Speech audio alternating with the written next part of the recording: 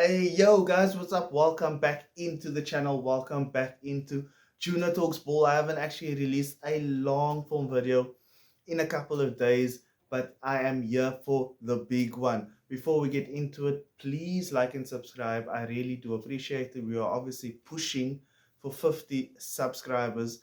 And if you don't want to subscribe, at least hit the like button. It looks like this, guys. I really will appreciate it. Anyway, guys, the big game, man, the biggest game of the season thus far. I mean, actually, the second biggest. I think Arsenal, for me, Arsenal and Liverpool are bigger games than Manchester City. But Manchester City is a big game. I mean, it's a proper derby. It's a city derby, and over the past decade, Manchester City has been the team, and before that, 2 decades before that was Manchester United, and how we have fallen down, guys, how we have fallen down. But in a derby, I mean, especially when Ole Gunnar Solskjaer was there, we were absolutely killing City. I mean, besides that last City game, Ole Gunnar Solskjaer's record against City is quite magnificent. Um, guys, let's get into it. So this is the predicted teams that I think that Eric Ten Hag's going to choose. I don't want to see Scott McTominay, guys. I don't want to see him on the team sheet. I seriously don't want to see him on the team sheet. You see, here's the thing. Before we get into the teams, here's the thing.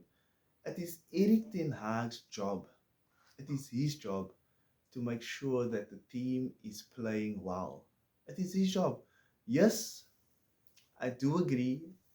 There's onus on the players, but it is Eric Ten Hag's job to make sure that he's implementing a system and that the players are playing to that system. Now, I do get it. Some of these players are not good enough to play that system. I mean, if you look at it, there's players in that team that suits counter-attacking football, and Eric Ten Hag is trying to move away from that. But then he needs to move things around, man. Playing Bruno Fernandes, why? Like, he's Bruno Fernandes, Scott McTominay, Rashford. Who else is there? Um, Only the three of them, but he started them in our recent games, and they are moments players. Every single one of them.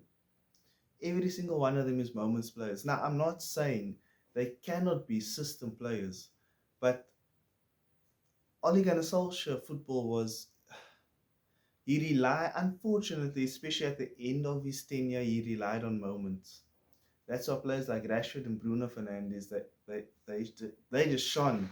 They were the stars of the show because they are moments players, and they need to tweak the game in order to be system players. And I don't think playing them all the time, Bruno never been dropped.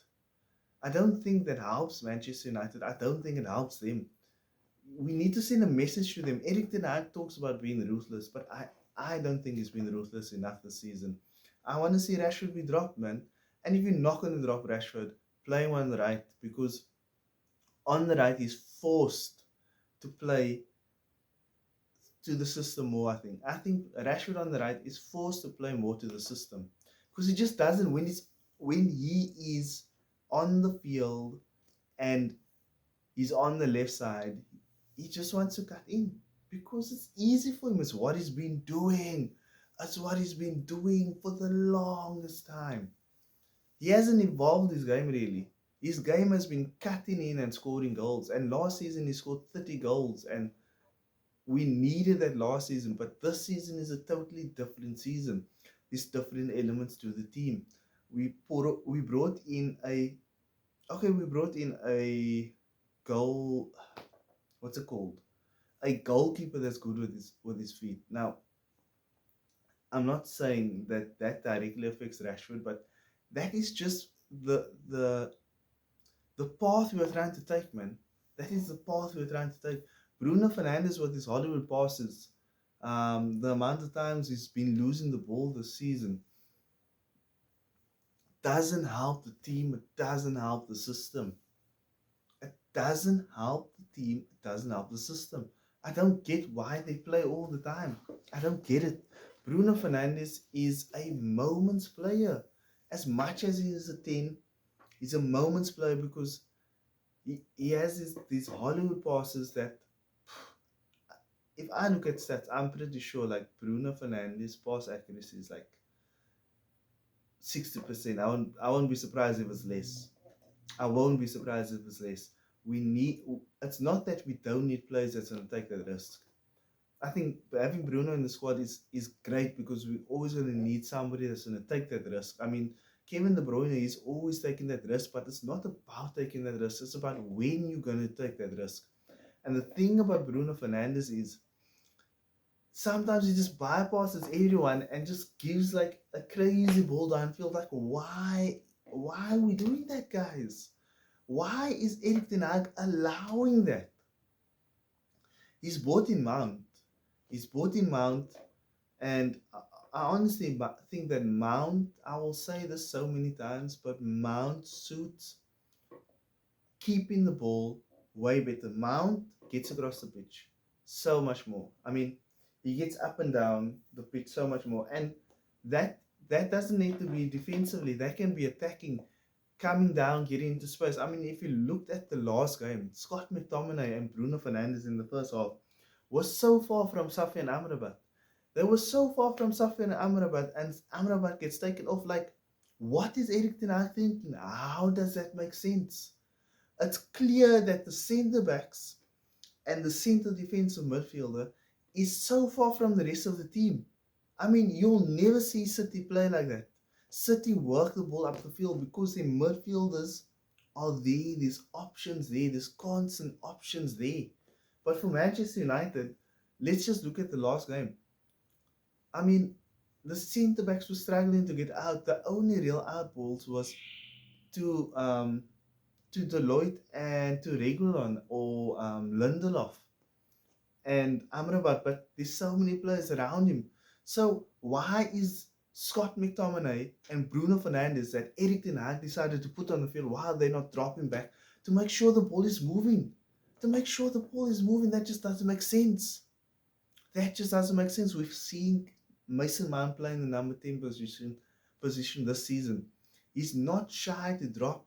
If he sees there's no other options for the pass, he's not shy to drop into a position so that is an option so that the ball can get moving. Bruno Fernandes just doesn't do that. And I don't know if that's an instruction or if that's just his football brain. He just doesn't do that, man. I went on a whole rant. Because as much as I want Erik ten Hag to succeed, he's digging his own grave. He's digging his own grave. And I didn't mean to go on that rant. It's not why I started this video, but sometimes you just need to let it all out, man. Sometimes you just need to let it all out. So the team I think he's going to pick, I think he's going to pick Hoyland, Rashi, Anthony. I actually think he's going to go with the same team. Honestly, I think he's going to go with the same team. I don't think he's going to start Eriksen. I think he's going to go with the same team of Bruno, Amrabat, and Scott in the midfield. But I think he's not going to play. So the formation that we've been playing, it's literally a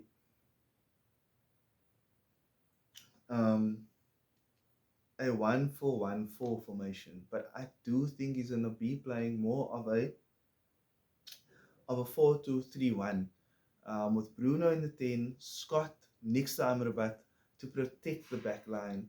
And I do think we're going to be playing counter-attacking football, and that is fine against Manchester City. I don't think there's anything wrong with that. Obviously, Reguilon, Varane, Maguire, and Deloitte. I think there has been talks that Adam Wan-Bissaka has been in training, and I think he's been in training for a week already. These talks, I'm not exactly sure, but Adam Wan-Bissaka has been in training, so hopefully we'll see him on the bench. Hopefully we'll see him come on.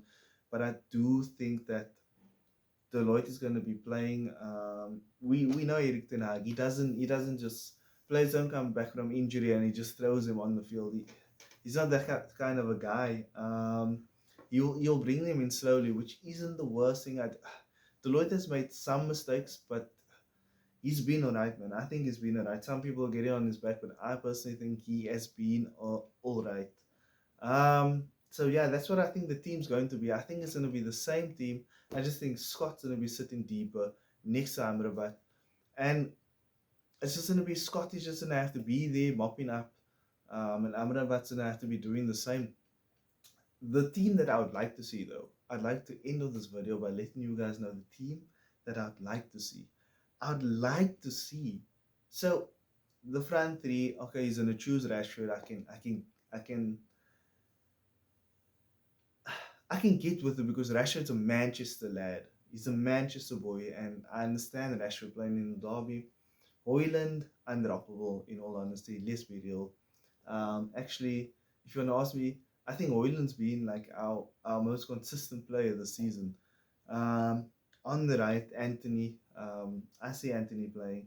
I, I understand Anthony hasn't been crossing into the box, but I don't think Anthony has been as bad as people has made him out to be. I just think he needs to. He does take his man on. He does run down the line. I just think he needs to get sometimes to the byline. I think he needs to get to the box and put crosses in. And even if he's not going to do it, instead of playing it into Hoyland's feet, put a ball in so that he can header the ball, man.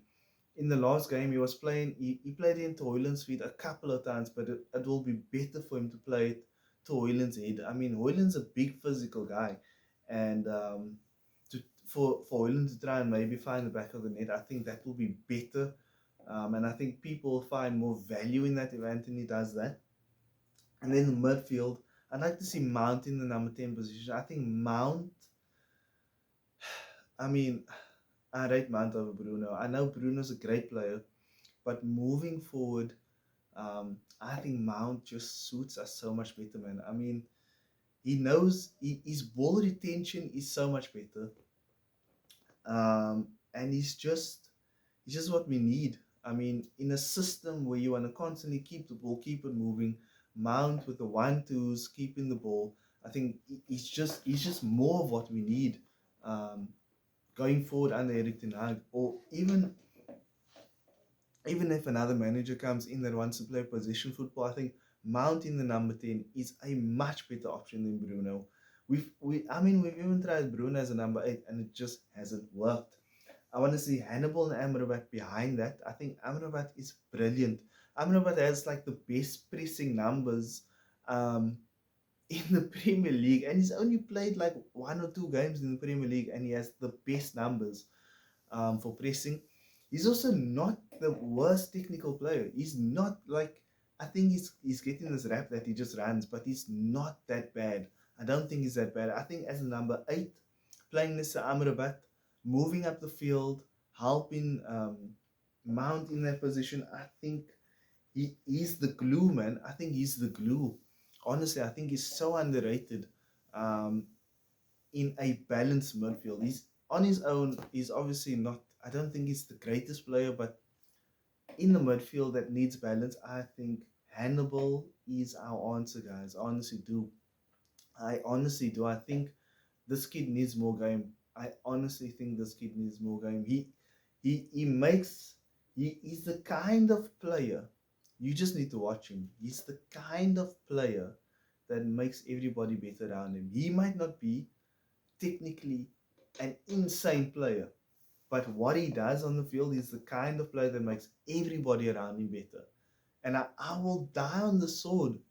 For me, if I was manager, Hannibal will probably be the first name on my team sheet. I think he is that great because he's not technically bad, but he's the way he plays the game.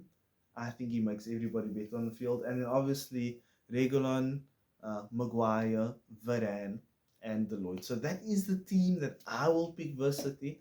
But I do think that the midfield will be Bruno, Amrabat, and Scott. Scott playing a bit deeper, not as far up the field as he was in the previous game. Anyway, guys, don't forget to like and subscribe. I really do appreciate it.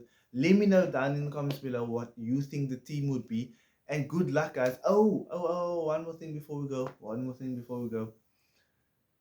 I do think that if I'm being realistic, um, I do think City might edge it. I think it will be like a 2-1 win, but I'm going to hope for like a 2-all draw, man. I think we can get something out of this. I think we can get the point out of this, and I think it's actually going to be a 2-all draw. Anyway, let me know what your team is down in the comments below, and let me know what you think the scoreline is going to be.